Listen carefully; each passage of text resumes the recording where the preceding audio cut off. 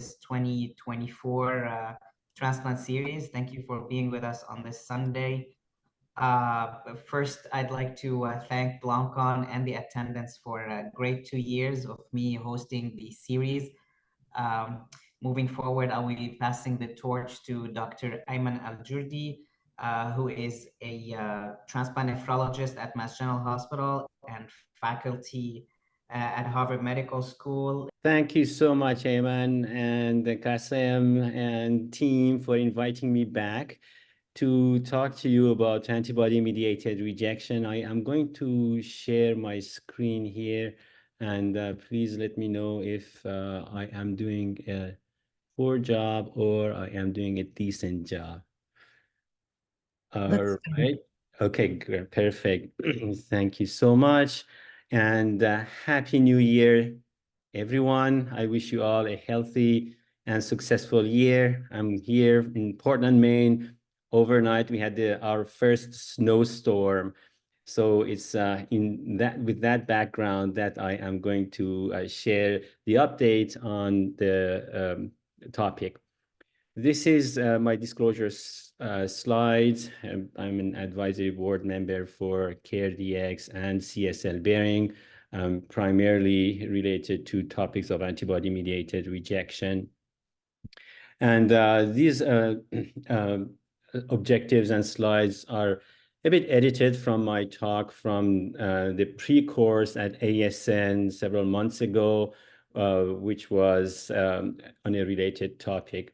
So the objectives for me today, hopefully, is that you, by the end of the 40 slides, will have a better understanding of the definition of antibody-mediated rejection, how we diagnose it, and understanding the current treatment strategies and the limitations, not only in the diagnosis and therapy for AMR.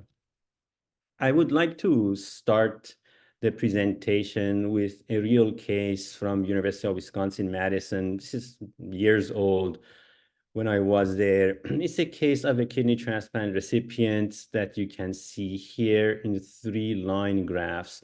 The red line graph shows his serum creatinine over the first 4 years. The blue line graph shows the class 1 donor-specific antibodies, or DSA, and the yellow line shows the class 2 DSA. So no surprise to see that serum creatinine improved quite significantly from day 1 to year 1 and further down to year 2, but there was this slope going up from year 3 to year 4. And this was a bit delayed compared to the rise in his class 2 DSA, which was a DR53, whereas class 1 DSA continued to decline. So at that point, we conducted a kidney transplant biopsy year 4.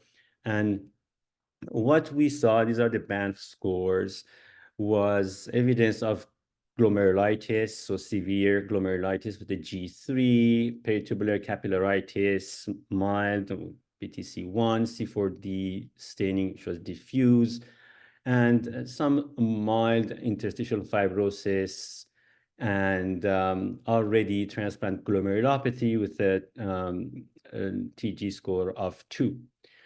So given that there was inflammation, a microcirculation inflammation, we treated this patient, as you can see here, with pulse steroids, IVIG, and rituximab. There was an initial response in that serum creatinine declined. We didn't really touch the class 2 DSA, but within a couple of years, there was another rise in serum creatinine. And repeat biopsy showed a lack of microcirculation inflammation at this stage, but there was a progressive fibrosis or tubular atrophy and interstitial fibrosis with persistence of transplant glomerulopathy. We went for another round of steroids, IVIG, and rituximab because this was our protocol back then, but unfortunately, that graft was lost within 1 year. So this is really not a big surprise to most of you because it's similar to the natural history of antibody-mediated rejection or chronic AMR.